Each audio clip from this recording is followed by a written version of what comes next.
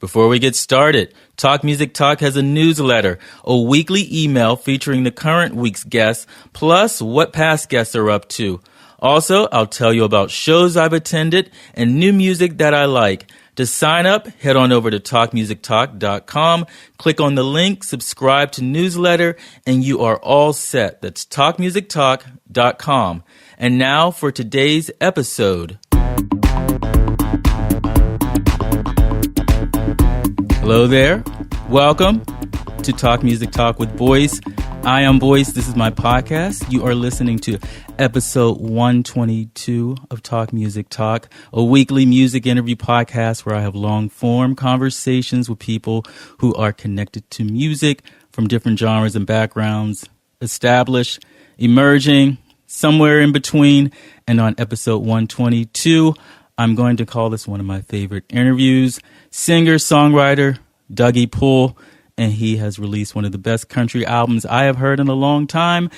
Wideass Highway came out February of this year, his debut full length. He is originally from Providence, Rhode Island, currently based in Brooklyn.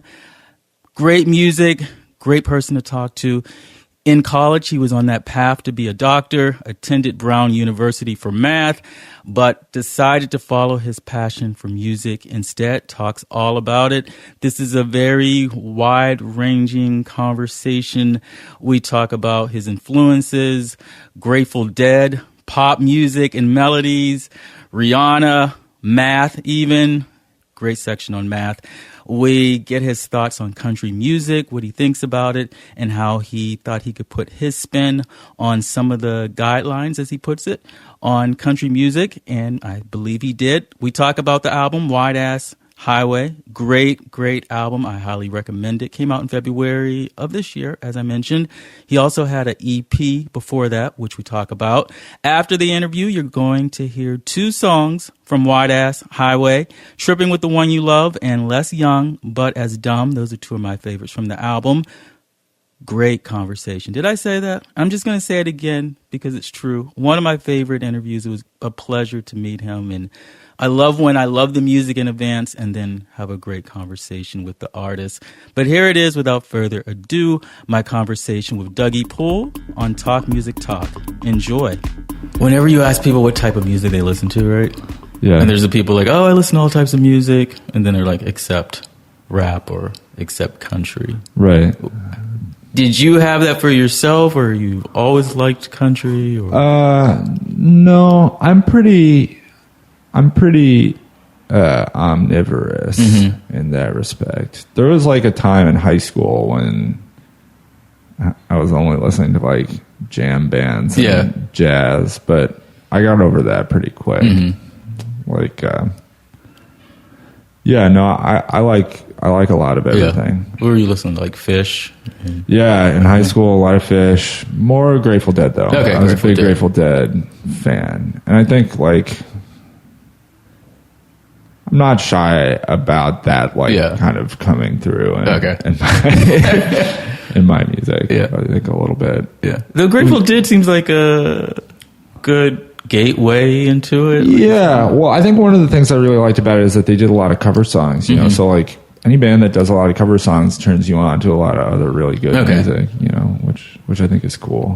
What do they lead you to? Let's see, the Meters. They did a good Meters cover, Hey Pocky Way. I mean, it's kind of crazy to like find the Meters through the Grateful Dead and not, you know, and not just listen to the Meters and never listen to the Grateful Dead because that's probably what most like people would do. But yeah, the Meters, let's see. There's got to be more. Yeah. Like, I think probably I found Bob Dylan through Grateful Dead. How'd you get into the Dead? I had a friend, you know, it was just kind of like,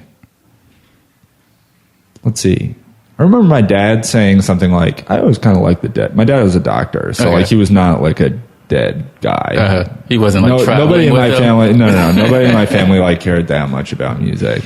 But I think like I sort of felt like allowed to like them or something. Yeah. When he was like, I always kind of like wondered what it would be like to just be a deadhead and like follow them around. Not that I would ever do it. I'm speaking as my dad right now.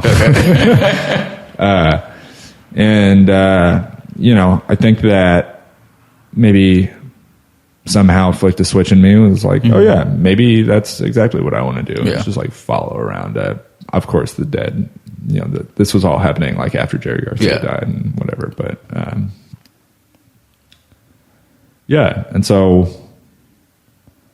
how do you know where to begin though? Like with the Grateful Dead? Yeah. I don't know. I think I just had like a greatest hits CD in my car. Okay. Like my sister had a greatest hits CD. Also, just like not a bit huge music person, but she just like had a greatest hits CD. Yeah. They're like a pretty chill band to just drive around to or something. Like not think that. Don't think too hard about it. Okay. And then I don't know. I had a friend. It's like the guy who smoked me or who I smoked pot with for the first time. He was like deadhead, so like then I like got stoned at his house and we would like listen to Grateful Dead, Dead shows, and it's like and then that was it. And I think I also liked. I think on a deeper level, I felt that there was something. I think what I really liked about it was like. The fact that there's a lot to know about them, like it's kind of like I feel like I sort of got off on the Grateful Dead the same way some people get off on like the Lord of the Rings or something, or like Star Trek. There's like this world, it's like a world, and there's like all kinds of trivia and like things connect to other things, and it's like when you know about it, you have like you're part of like something with somebody. It's like if two people know about it, it's like all the references make sense. It's like you can, and that's like totally nerdy, but also I think it made me. I think I felt alone a lot growing up, and so I think that was kind of a fantasy. It's like being on the road with the Grateful Dead. And like everyone likes the Grateful Dead. I like the Grateful Dead. And like we're all cool and high and following the Grateful Dead around or something. Just like. Just really not thinking too hard about it. And how did the country come after that? Oh, well, I guess, the Grateful Dead, now that I think about it, we were trying to think of people they cover. And not that I found country through the Grateful Dead, but,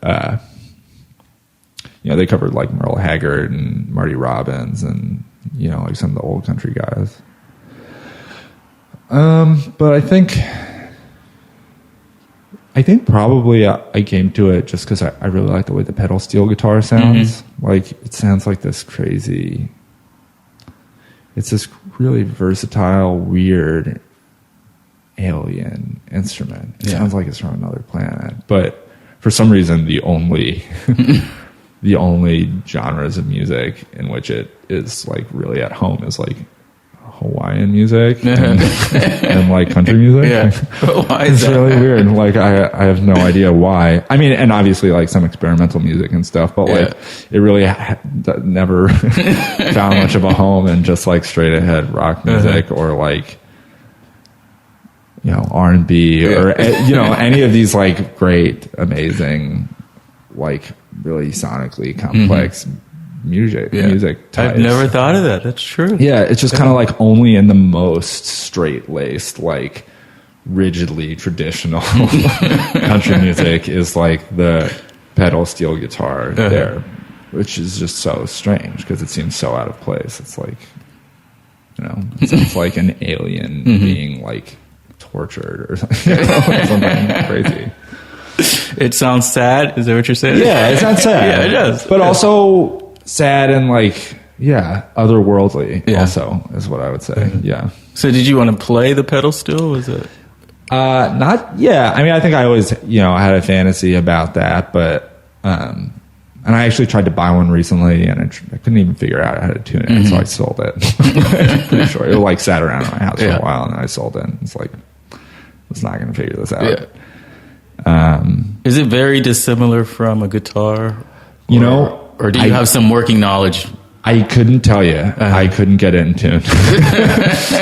Like, it seemed like not that hard to me, like looking at it from far. Maybe it was like strung weird or something. Yeah. Like maybe, who knows what was going on with that specific pedal steel guitar. But yeah, it just, and so I started trying to figure out how to fake it with a synthesizer. That's kind of like how I came to where I am. Or like either fake it with a synthesizer or like take samples and like chop them up and like fake it somehow. Fake it in any number of ways.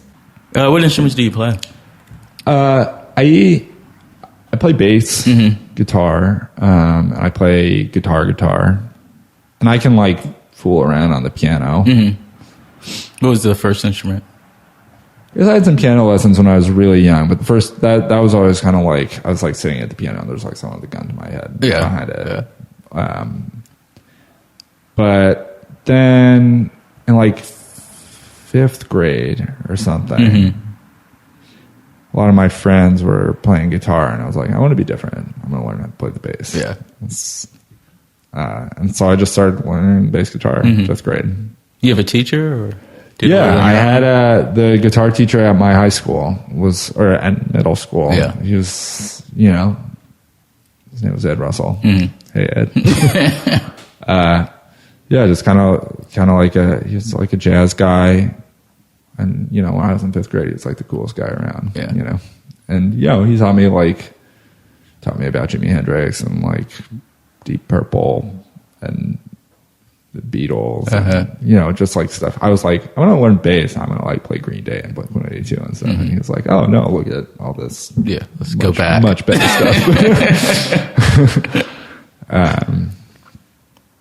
Did you like practicing the bass though? Yeah. I think bass and guitar, they're easy because, you can like take them around with you, like the piano, you got to sit down at the piano to like practice. It's like really, it's like very designated. Like you play guitar while you're watching TV or eating, like you can play the guitar while you're doing anything. As opposed to like sitting a keyboard on your lap. Well, I didn't even have keyboard. Okay, like, it was just straight up like piano. Synthesizer wasn't even a thing until much later on. But we had like a piano in my house, and so like if I wanted, I could never just like sit down at the piano and practice. It's like the silence was too deafening. It's like, let's get some TV going, like a computer game, and then like maybe I can ease my way into like noodling. But also, I don't think I ever practiced the way that some people practice, which is like scales and stuff. I mean, maybe a little bit, but I was always just trying to figure out how to play songs. Okay. I think when I was young, and it's something I've heard other people talk about. It's like when you're young, music is a lot about like how many different things can I do, or like how athletically can I play this thing, or at least it was for me. Like when I just like wasn't thinking that much about it, when I was just like, this is a cool thing. It's like, I'm gonna be like the fastest bass player I can be, and then like everyone will think I'm cool. Any basses that you liked? Bassists? I let's see. Well, when I was, Grateful Dead, as a Dead guy, I was like a Phil Lesh fan, and I think for a long time, I like, again, when I was thinking about like bass playing as like a sport, you come across like Victor Wooten and Jaco Pastorius, just like the really like virtuosic but totally cheesy, like. And I'm saying that as someone who like still like people will catch me like listening to Jaco Pastorius' solo album. Like, I don't think anything's wrong with him. Yeah, no, I think now now that I can look at it, there's like a weird sadness to a bass all by itself that like I don't think I totally picked up on before. I was just like, whoa, this is crazy, like this guy's playing so fast. But now it's like, this is an instrument that's not supposed to be alone, but it's so lonely. Like here it is by itself, just like trying to trying to make music the way all the other instruments do, but it like can't really. Like it's because it sounds like, you know, like kind of farty and just like it's just ugly. But then you know, obviously there's beauty in that somewhere. Yeah. Because I got into him through Joni Mitchell. Through Jaco Pastorius. Yeah. He played with her for a while. I only recently watched like the full documentary. Okay, yeah, that's great. I remember I heard his like he plays a Charlie Parker tune, Donna Lee. I was like really into Charlie Parker, and he's like, I was like, whoa, who would have thought like Donna Lee on a bass guitar? And I like tried to learn how to play that, and like learned the first bar, and I gave up. So yeah, I was into him, and then, you know, I think later on, like guys like Ron Carter and Mingus, like when I got more into jazz, but then also, you know, I mean, I think just like the grooviness of like Motown bass lines, you know, there's just kind of like nothing better than that. Yeah. It's such a cliche, but like, yeah, you like what you like. Yeah, I mean, those bass lines are just like. I would just listen to them and be like, man, I wish I could play that. Yeah. I think that's actually, yeah, now that I think, like James Jamerson. Okay. Probably like, and you know, any number of like nameless studio bass players. Yeah. Were you thinking of a music career yourself? No. Or just a more like for fun hobby? Yeah, I think that wasn't until pretty recently that I settled on that. I went to school for math. I think... And this is in Providence? Right? Yeah. Okay. I went to school for math, and then, you know, I studied that for a while. And then, like I said, my parents were doctors. My mom's a doctor. My dad was a doctor. My sister's a doctor. Her husband's a doctor. Okay. You know, like everyone in my family is a doctor. And so after I got out of college and I was like, what am I doing? Yeah. I was like, oh, maybe I'll just be a doctor. And I remember I liked the classes, you know, I like science and stuff like that. And I remember having this conversation with a friend of mine being like, man, you know, I heard about like these doctors who do emergency medicine. Like, it's really cool because they do like, you know, 4 12-hour shifts a week, and then they have like the whole rest of the week to live their other life. And it sort of like dawned on me in that conversation. It's like, why? It's like, yeah, so then I'll just have like 3 hours a week that I can do music or something. And it's just like, why don't I just do that? Why don't I just do music and like not go through 12 years of like crazy training just so I can feel good about doing music on the side, you know, or something. Was that like an epiphany?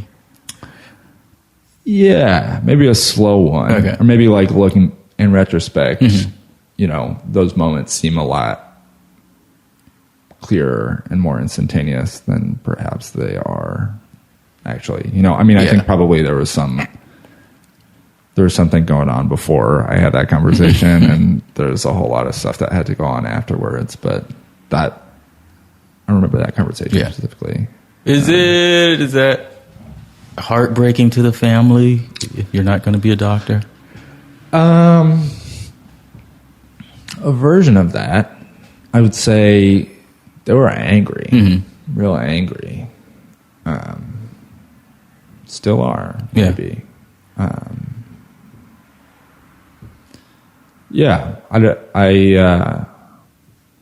I think, you know, probably a lot of that anger is a manifestation of like worry, you know, like I think, you know, they're worried that it's hard for a musician to do all right or whatever that even means, you know, or do all right by their standards of what all right is, you know.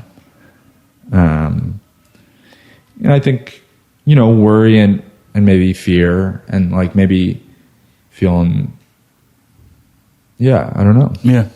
Where'd you go to school at? To college? Oh, I went to Brown. Okay. And so, you know, probably some of the anger came from like, oh yeah, we sent you to like this good school. Like, why aren't you now with a job and and like doing great things? Yeah. Did you like Brown? Did you? Yeah, I did. I think, I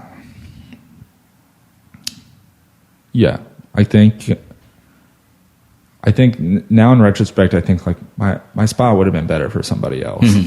You know, like I think I'm glad and grateful that I went there. I think I wasn't really ready to go to college. I think I was just doing things because that's what you're supposed to do, you know? And so, you know, I skipped a lot of class and wasted a lot of time. Well, what is wasting time? Yeah.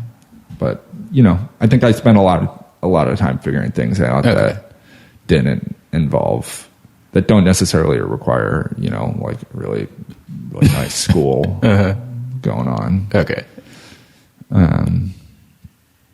But yeah, I did like it. Yeah. You know, I think I met a lot of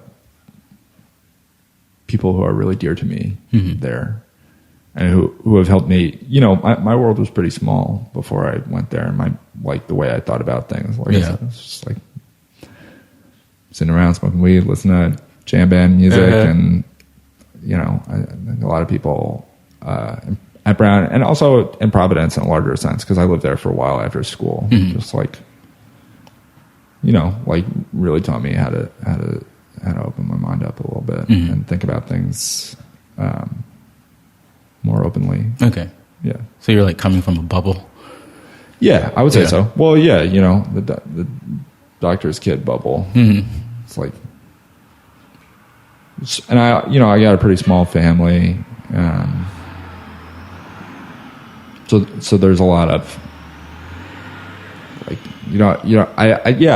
I felt like I wasn't picking up a lot of different points of view. You know, it's kind of like I got to college at 18 and it's like I'd already figured shit out or something, which is so ridiculous, obviously. But and so, you know, I spent a lot of time. I was like a really nervous kid, nervous all the time, like anxious. I remember like sitting in like the bathtub in my house before school and like dry heaving. Like that's how nervous I was. Is something bad's going to happen type nervous? I couldn't even figure it out. I think I was just nervous. I couldn't, it was like, I was so far from being able to, I just remember being like, what is wrong with me? I wasn't even sure if it wasn't just like a crazy physical thing, you know, like it could have, for all I knew at that time, if someone was like, yeah, your stomach's inside out. I'm like, sorry. Like, yeah, you're just born with an inside out stomach, you know, like I would have been like, oh, that's what this is. But, you know, I think going to college and sort of figuring that out, I figured out that I was just nervous all the time. That involved spending a lot of time nervous at college as well. So it didn't go away at college? No, not right away. It took some time. You know, I think maybe it didn't totally go away until I was just like, now I'm going to be a musician. I think that's like when I sort of realized like, oh, now I'm myself or something. Did you bristle at the difference you were coming across in Brown, or was it immediate that you were able to accept it? I think I was pretty.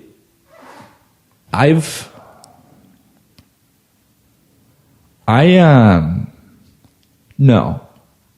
I can be, I think, naive in a lot of ways, and I am, but always pretty open. Yeah. I think like pretty open-minded to learning new things. I can like sometimes think I know things, but I'm usually pretty quick to like accept other people's knowledge. I think. Yeah. I'd like to think. Anyway. Yeah. Now, did you actually like math? On some level. Yeah. Yeah. I think what I found out is I was good at it in high school, and math was like, you know, they teach you how to do things and you just kind of recreate the formulas. And then you get to college and it quickly becomes apparent that like math in college is for people who think about it creatively. It's like in college, it's like I hate to like put it in this way, but it's like it's kind of like an art, like the way people go about it. And so I kind of liked it. I catch a glimpse every once in a while of like the massive order of things in a way that feels gratifying, or like when you crack something that's nice, I would feel that. But I never liked it in the way that I think like some of my classmates did, where it was like, I think to be really good at it, really good at it, it has to be like where your mind goes when you're just like daydreaming. Okay. It's like, you're just like sitting around. And it's like, I remember looking at my friends and they'd just be like walking around. And I was like, what are you thinking about? They're just like math shit. Yeah. You're like, I'll never be that. Yeah, no, it's just like, I think and that's just kind of like, where does that start? Where do you get that from? And I think that, that daydreaming place has always for me been music, I think. I mean, it's almost easier for people to think that for music you have that, but not for math. Yeah. I think, math is this crazy thing. I talk about it a lot because I think I tutor math as to make money. Okay. I spend a lot of time like trying to convince kids who are like, I'm not a math kid, to be like, oh no, actually there's no such thing as that. That's just because like people have been teaching it to you in this way. That's like makes you think that. Yeah. But that's not. Don't say that about yourself. Like don't sell yourself short like that. How do you make a kid see that outside of the way it's usually taught? I don't know if I can. But your intention. Yeah, I think the analogy that I often use is that like the cool thing about math is that it's like a metaphor, right, for like any number of things that we perceive in our daily lives, like more physical things, but like it is a metaphor. Like there's no such thing as a point in space. There's no such thing as a perfect line through space. These are all like metaphorical ideal things that we like use to conceptualize. And like the applications of that can be pretty beautiful. But like really what you end up learning, and like the way math teachers teach is like kind of the grammar of math. Like the analogy I often use is like, it's like if you were in an English class and like all your teachers taught you grammar, right? But you never read any books, kind of. Like that would suck. Like everyone would just be like, I'm not an English person. For a whole year. It was just like a whole year, like whole 12 years, plus whatever. And like, I think that's how kind of people go about math. I think through high school, and then you get to college and it's just like all the people there are just like people who for whatever reason have been thinking about it in this other way, like in this powerful way of it, not only as a tool but just like as a as an like a really expressive metaphor, and like I can't fully conceive of that. I like I said, I like catch glimpses of it, but I'm not like, I was like one of the kids who like just did their homework. Yeah. Because it came easy to you. Yeah. What's that? Because it came easy to you. Or not easier. Even, I don't think it even came easy to me. It was just like my parents they were like, oh, English, like, it's okay if you don't do well in English. English is a subjective subject or whatever. Okay. And then like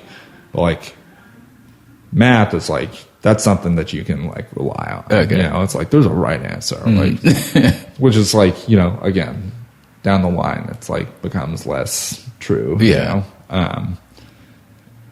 But yeah, so I think like instead of reading a lot of books, like with my dad or something, we would do like times table, like that was just like the way that we bonded. Bonded and spent time. And I think like kind of bonded early on and then like throughout. I think that was kind of like one of the ways, I guess I'm imagining people like, like sitting with their parents and reading with them. Not that we didn't ever do that, but like it was more like, oh yeah, let's like divide some shit. Yeah. Or something.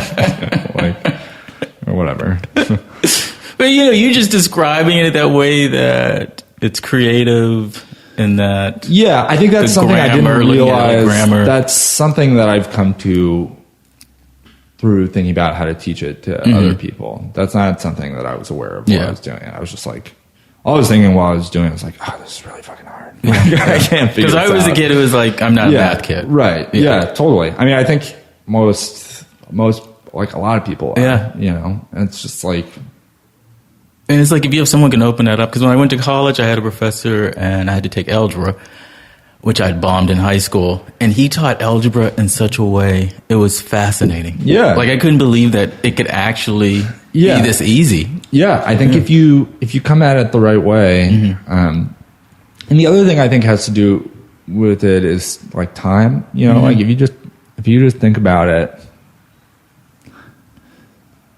like another thing that I say a lot is that like I always tell like people ask me like how they should study for their math test, and I'm just like do problems over and over and over. I mean, don't like read your book. That's like how you study for history. I don't know, but like in math, like to study you got to do problems. And I think like in order to get algebra right, in order to start to wrap your mind around algebra, you have to be like, or even we can start before that, like in order to think about like adding, like arithmetic, like adding, subtracting, dividing, you have to be like totally fluent in just like counting, right? Like if you're not fluent in counting, right? Like if you can't count to 10, like there's no way you're going to be able to fucking add like 7 and 7, right?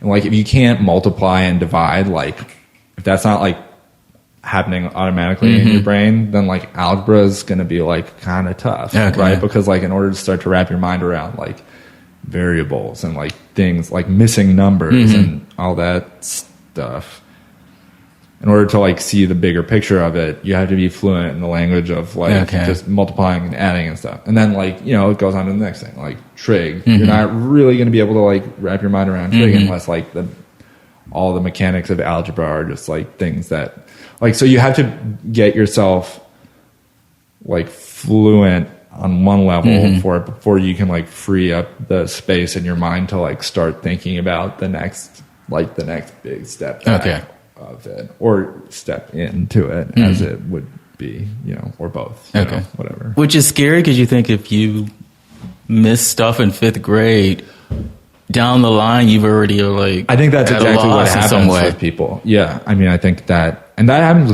like now, I think I would do like a lot better in college math. I think that's one of the reasons why when you were asking me about college, I was just like, I was kind of too young. Like, I didn't like understand what like you had to do, what a responsibility like being a student in school is, and like how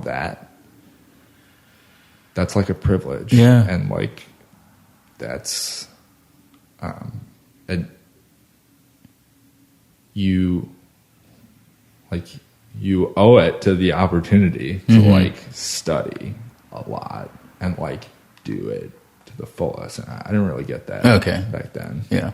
I was kind of like, I was always kind of like felt an antagonistic relationship with teachers, through high school and then my professors, and like you're supposed to be friends with your professors. And I still like, I was carrying that. I was like, I don't want them to know like that I don't get it. Like, or, something like that. But yeah, definitely I would say, if you, I think that happens to a lot of people. Like if you lose, like if you forget one step of the ladder, you just like can't really get to the next one. I mean, you don't even know. You may not even know. Yeah, you might not know. Yeah.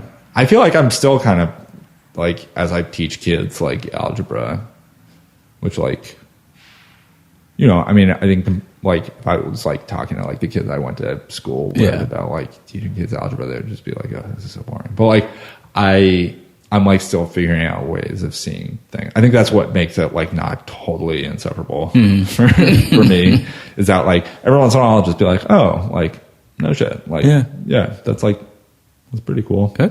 Like, I can get down with that. So while you're doing the math and not really going to classes at Brown, are you pursuing the music? What are you doing musically? Yeah, I would like, when I was like 18 and 19, when I just got there, I would like jam with friends, you know, like I had an amp in my room and I had my friends liked music, so we did that. And then like my third year of school, two of my friends had this really cool band that I really liked. It's like punk band. I was like getting into punk music for the first time. They had this band. They're still two of my best friends, Nick Carter and Sean Olone. They had this band called Cool World, and they were like playing shows, and then they made a tape, and I was like, whoa, you can just do that? And then like our other friends from out of town, Andy and Ed, now they're in this band called Ton Starts Bandit. I mean, they've been in it for a really long time. And, you know, they were Sean's friends from back in Orlando, and they would like come through town, and they would also have tapes, and it was just like, whoa, this doesn't sound as nice as like, you know, a CD that I have, but like it sounds better than like the shitty Grateful Dead tapes that I have. So like what's to stop me from just like making? I think like the thought of just like you can make like your own album, your own object, and give that to people and share it to people, and that's something that you've done, and that's like a reflection of that. I don't think I realized until I was like 20, which is like I think a lot later than a lot of people who are like in DIY music scenes. You know, I feel like a lot of people come to that really young. But yeah, like not till I was like 20 or 21 did that start to like really click with me that like you can just make your own music. Yeah. So I joined my friend's band, Cool World, and we would like play shows and we would do like tours. And you were playing bass? Yeah, I was playing bass in that group, and I was also singing. But I wasn't singing, you know, I hadn't figured out really. I didn't figure out how to sing until like 2 years ago or something. Like,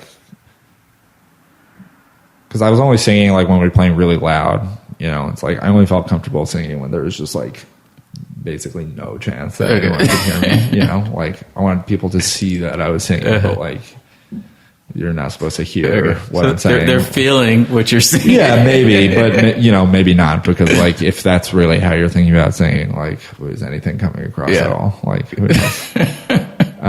Although, you know, I think there's a lot of people who would make compelling arguments against that. But yeah, so I played with them for a really long time, like for 5 years. We would go on tours and we made some tapes. Lived in Providence, jam in a warehouse, you know, like play a show, drive around Northeast. And then like we just kind of stopped figuring, like something wasn't working. We just like couldn't figure out how to get stuff done. Like our guitar player moved to New York while we were still in Providence, and we were like trying to make it work. And then just like I was starting to write stuff by myself, and feeling antsy. Like we hadn't made a tape in a while. Like none of us had made a tape. Like it's hard to feel like you're an artist but not have anything to show for it. It's like it's really anxiety-inducing feeling. It's just like I think of myself as this thing, but like, whoa, like prove it. Yeah, right. Yeah, totally.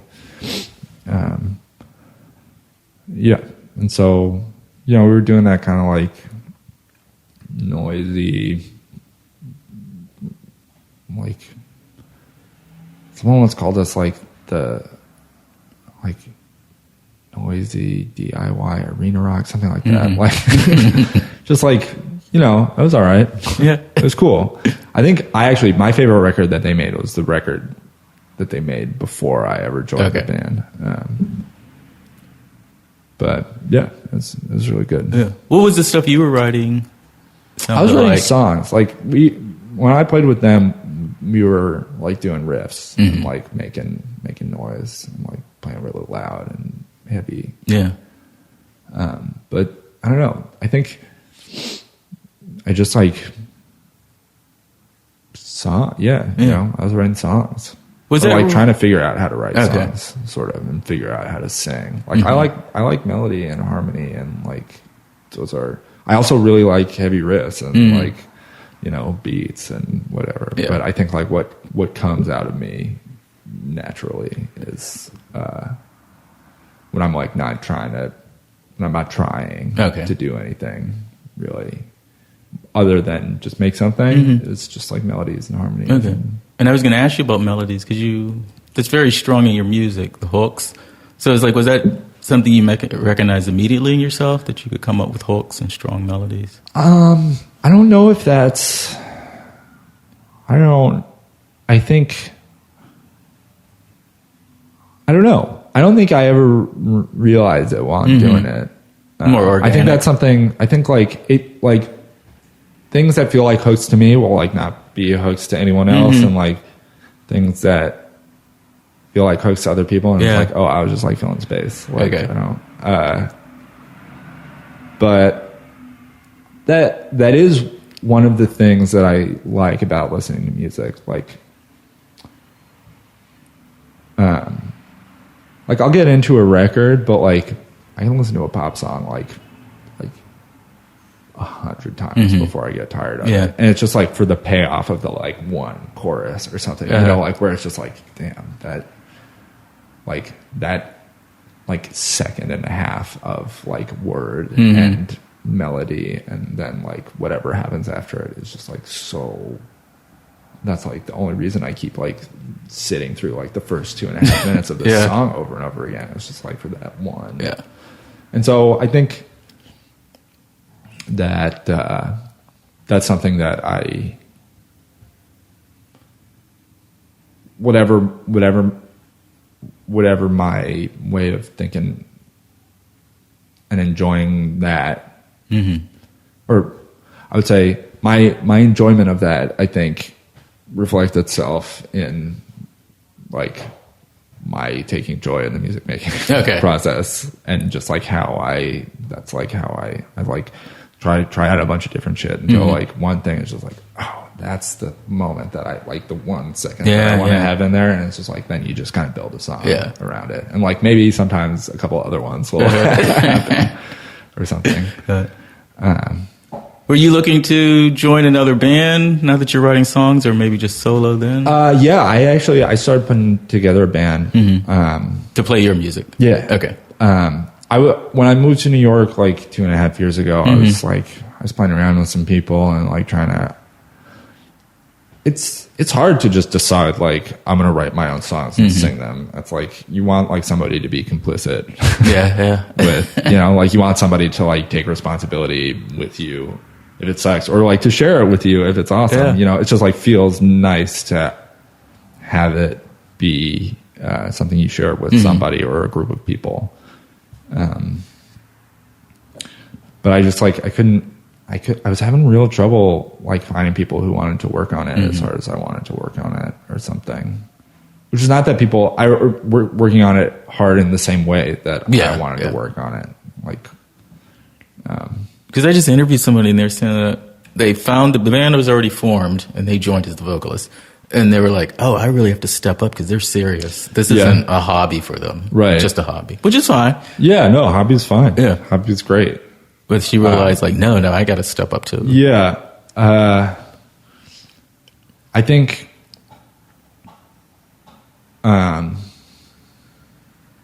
Maybe for me it was the other way around a little bit. It was like I felt like I was in a lot of hobby bands, and I was just like, oh, this is like all I think about. Yeah. You know? So it's like I just have to do it. Yeah. But now I have a band, and it's like the coolest thing in the world because you know, like the people that I'm working with are like really hardworking, really awesome, so talented, so grateful for the time that they are willing to like put into it. And then like I forgot, because I was playing shows just like with backing tracks for like a year and a half, 2 years. And I forgot how awesome it feels to like play with other people. That's like a really special, yeah, amazing thing. And I totally forgot what that felt like, and it's just really cool. Mm-hmm. How did you get to recording the first EP? Well, I actually ended up recording that EP after I recorded the record, even though it was released before. Okay.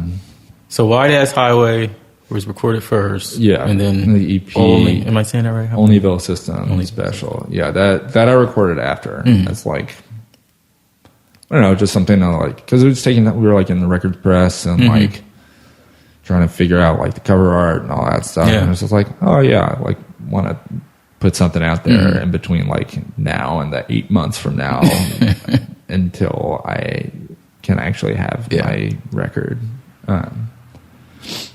But yeah, I don't know. I just started, I think I was trying to just like make like my version of noisier stuff for a while. And then I don't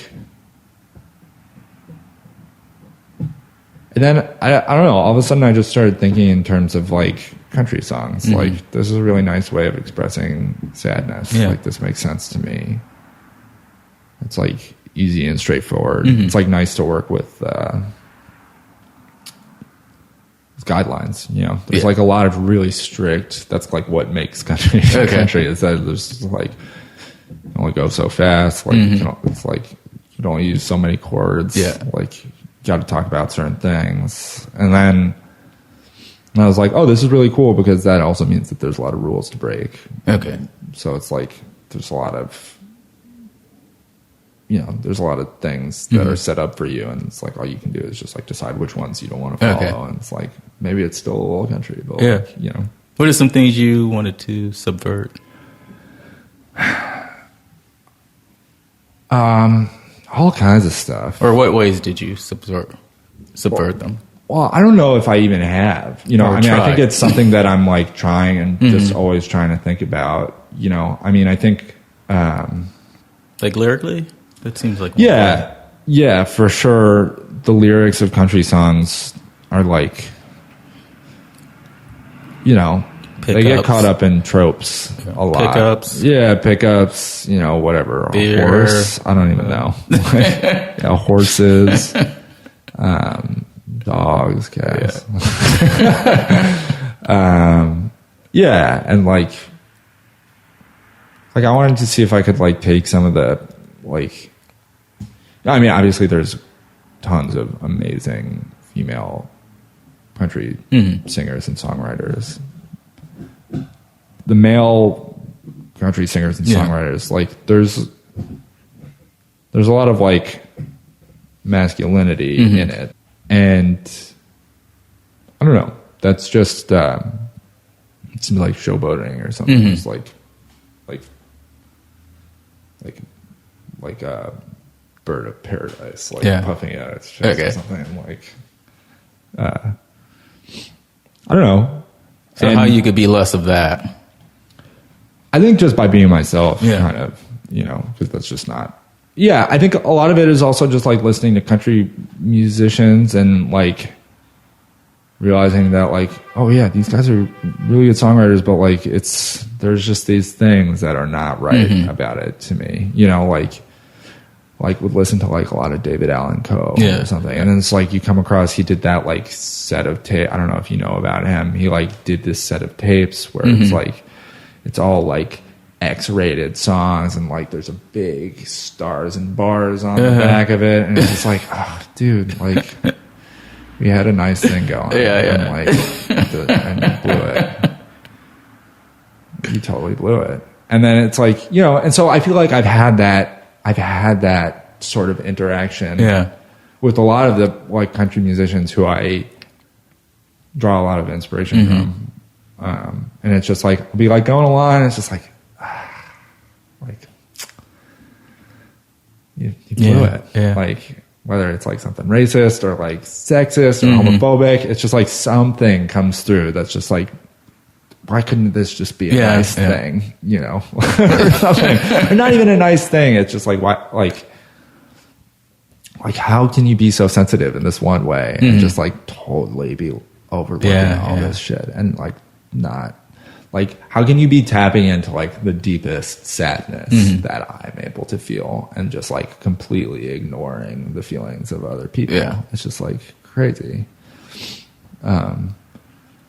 So yeah, I guess that's something that I think about when I'm trying to make it. Yeah. I guess. And yet it's more like old country as opposed to the contemporary country. I think that's just because I like, I don't know why that is. I think I'm just like, I think I like the sound of, you know, like in a really basic sense, I like the sound of tape. And I like the sound of like things on the radio, just like, that's so cheesy, but like they just don't sound right or something. I mean, like some stuff does. Some stuff sounds so great on the radio. Like I remember recently, I mean, this used to happen to me all the time when I was listening to the radio as a kid, but like recently, like the Rihanna song "You Needed Me," came on the radio, and like that intro, and it's like, and I was like, oh my god, this is like what the radio is for. Yeah. Like this song was meant for the radio. Like this is the most awesome thing I've heard in forever. Yeah. But like, I don't get that when I hear a country on the radio. But I do get that when I hear a country, like, you know, on a record or like in, you know, a YouTube video or like on a sound, you know, like you get those like moments right, where it's just like, oh, this sounds exactly how, like, this is exactly what I was looking for. And it's like, I think I just get that less with newer country music. Although, you know, I mean, I think there's still great songwriting and stuff.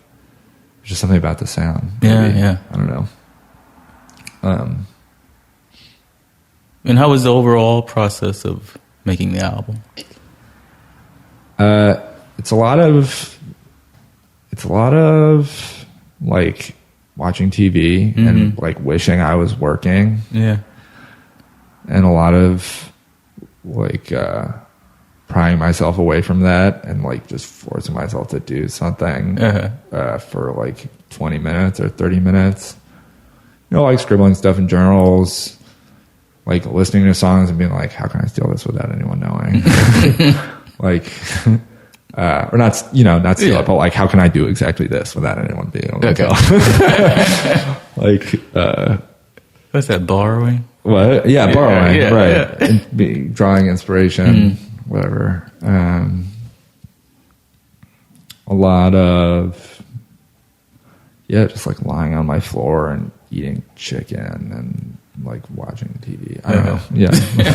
Did you go into the studio for a set number of songs? Oh, I didn't go into a studio. I just recorded it all. Recorded. So that's, I mean, that's how it happens that way. Is because like I just, like I wrote it all and I recorded it all in this room that I was living in until like 2 weeks ago. And see, it so doesn't sound like it was recorded at home. That's funny. I forgot. I showed it to some people and they're like, oh man, this is like, a bedroom all over it. Oh, really? So it's funny that you say that. Yeah. But yeah, I mean, I think the. So you really have to find the motivation when everything is. Yeah, what I was going to say is under one roof. Yeah, I was staying in this room that was really small, and I had like my desk and my computer and my synth and like 2 guitars and like my bed. My bed was like right next to it. So it's like, and then like a window's right above my bed. And so like, it's really hard, it was really hard or a lot of times I would like get really frustrated and like smoke a cigarette out my window. I don't even really smoke, but like when I get really frustrated and angry, I'll like smoke a cigarette. I'll like smoke a cigarette out my window and just be like, oh, I feel like shit. And then just like fall asleep in my bed. And so like that had to happen a lot of times before I was just like, don't do that. Like don't like go and lie down in your bed. I make myself a lot, of signs, which are so dorky. Like don't stop writing even though like you hate it or something. Or like, like don't believe the voices in your head that are telling you this is really bad. You know, just like really cheesy, like self-help stuff that I like plaster all over my wall. Yeah, I've done that too. My computer, which is just like, I like, for whatever reason, I need it. Yeah. It's like, it's like when I read it, I'm not reading anything that it's new to me or something, but there's something about the act of just like having, like, there was a me, you know, whether it's like a week ago or 3 weeks ago, that's like took the time to write this sign that says like, don't stop writing. Yeah. So it's then whatever me is thinking like, oh man, I really got to have a cigarette and pass out in my bed right now. And it's just like, it was a message to the future like you. Something, right. Yeah. That is what it is, I guess. It's just like, don't stop. Yeah. Are you happy with how it came out? I am. Yeah, I am. Yeah. Yeah.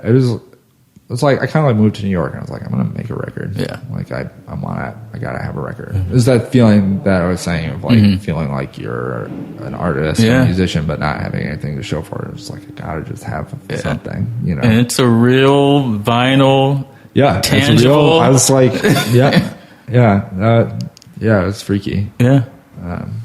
It was cool. It feels good. It took me a while. I was like I mix the songs as I write them and I write them as I record them. And like, there was a while where we brought it to our mixer and I was like, whoa, there's like a lot of stuff that I can hear now on your nice monitors that I like couldn't hear before on mine. It's like, I don't know if I like the way this all sounds, but like, as with anything, you know, I kind of like get used to it, and now I'm used to it, and I dig it. Yeah. So I guess I'll revise the question. Did you just write a certain number of songs to go on the album, or did you write more than what you need so you could choose from? I'm always, whether it's like writing a paper or writing songs or writing anything, I'm like, I fall like horribly short of like the amount of material needed, and then I'm just like struggling to like add on seconds and like build it up to like something resembling the appropriate length. So I mean, I think I started with like 4 and I was like, oh, I'm done. It's just like, no, actually you have to have like 6 more than this. And it's like, so, and like some of them come really fast, and then some of them, you know, I had started before I even realized I was making country music, you know, like some, you know, it's, you know, can't really predict. Yeah. Because the version of Tripping with the One You Love, it sounds much different. Yeah. That, between the EP and the album. Yeah. The EP, which we recorded afterwards, let's see, slowed it down. And then I was like, we slowed it down, and I was like, okay, if we play all the bars, it's gonna take forever. Yeah. So, like if I played like I think we like dropped a bar after every verse or something like that, to try to, because like when we weren't doing that, it was like 7 minutes or something. I was just like, I don't really know if I or anybody else wants to like sit through this for 7 minutes. Yeah, I guess revolting against my jam band roots. You forgot who you are. Yeah. It's like, longer the better. This is a 12-minute version of Tripping with the One You Love. Yeah. So what do you have planned next? I'm going to play some shows with my band. I'm going to try to go on a tour this summer. Okay. Going to hopefully be able to bring a band along with me, but it seems like that might be a later step. Yeah. You know, it's hard to pay, because, you know, I want to pay everyone, and I want everyone to feel good about touring with me. Yeah. I don't want it to be so I might just do a tour by myself. I'm not sure. Then I don't know. I just like about like 5 minutes after my record release show, I was just like, I don't know, like postpartum depression. Yeah. I'm not to compare, not to compare the two, or just like post completion of big life thing, depression. Yeah. it's like, oh yeah, I guess I just got to now do it all over again or something. So I guess that's what I'm going to do. Isn't it weird though that you do these big projects and then it's afterwards. You like this come down because they say people do the Olympics or races. The same thing happens. What a drag! What a drag to be on the other side of the Olympics. It's like I don't have to wait 4 years. I hope I don't. Cool. Well, best place for people to catch up with you online. I got I like Instagram. Mm-hmm.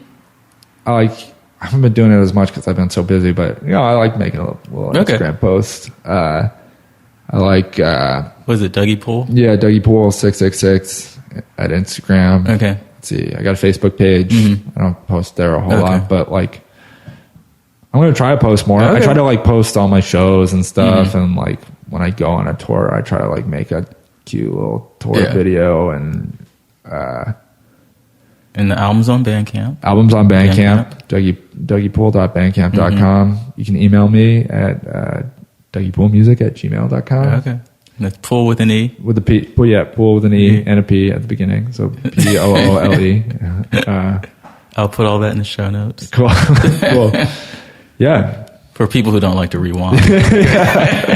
Cool. Thank you. Cool. Well, thank you so much. I wish the best for you. Again, dude, I love the album. album. It was really nice hanging out and talking to you. Thank you so much for selecting me. Sure. I enjoyed it. Thank you. Thanks. Yeah, me too.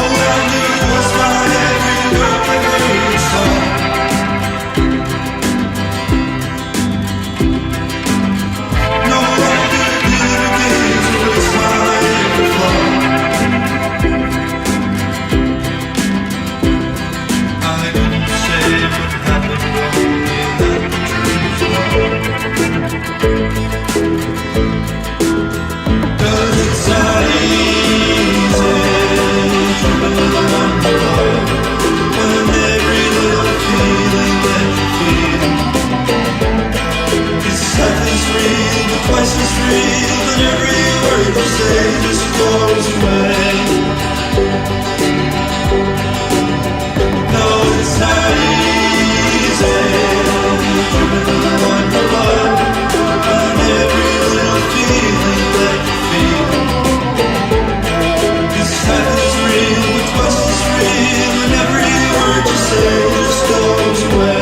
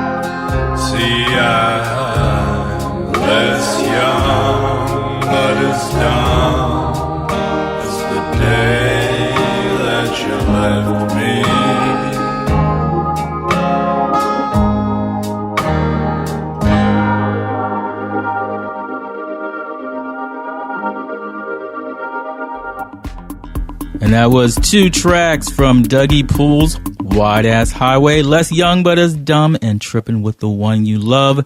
Make sure you get his wonderful album on Bandcamp, dougiepoole.bandcamp.com, DOUGIEPOOLE. And the vinyl looks great. Limited edition vinyl. I have my copy. It looks like a classic album from the 70s. Lyrics on the back. Beautiful design. Also, Follow him on Instagram at Dougie Poole 666. As he mentioned, I am online in several places in several ways. TalkMusicTalk.com for more podcast information. ThisIsBoyce.com for information on my music and my novels, because I make music and write books. And you can follow me on Instagram and Twitter at ThisIsBoyce. Call to action for you. Make sure you download the Talk Music Talk app wherever you get apps. That's right. The show has its very own app. That is so cool. It is free for iPhone and Android. You get every single episode of the podcast, or you can subscribe on iTunes or Google Play to the podcast. If you are on iTunes, it is especially helpful if you leave a review or a rating or both. That is nice to leave both. You can also find the podcast on Stitcher, TuneIn. You can just go to Talk Music Talk to search for it. Just search for Talk Music Talk there. Or on SoundCloud, I have all of the episodes from 100 on. Episode 100, my interview with Carlos Dangler, formerly the bassist of Interpol when he was Carlos D. You can also find my music on my SoundCloud page. You can go to soundcloud.com/thisisboyce. And once you do that, once you subscribe, however you subscribe, I got a back catalog suggestion. Since we talked about Grateful Dead, the Grateful Dead, check out episode number 65 with author Jesse Jarno. This came out January 2016. Jesse knows all about the Dead. He wrote a book on them. It's called Heads, a biography of psychedelic America, and it's all about the Grateful Dead community. He also talks about what the Dead mean to him. Great conversation there. Sign up, episode number 65. And don't forget to sign up for the Talk Music Talk newsletter, talkmusictalk.com. Thank you so much for listening to this episode. I hope you enjoyed it. Till next time, and there will be a next time. This one's for you, Liz.